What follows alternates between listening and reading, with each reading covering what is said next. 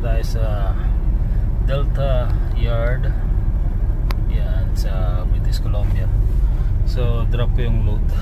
Yan. Yan yung container namin. Ito na yung yard natin.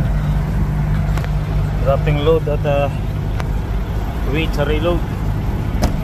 So, temperature check muna tayo bago natin patuloy. Okay, yun. Okay, set point, negative 1.7. Okay, supply. Okay, alright. Okay. Okay, yung temperature natin.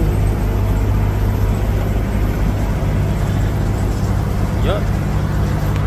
Ayan na.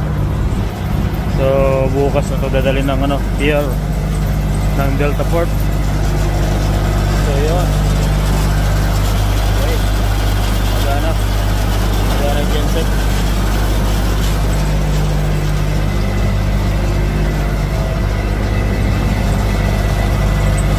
Okay. Ayan o. Daming chassis.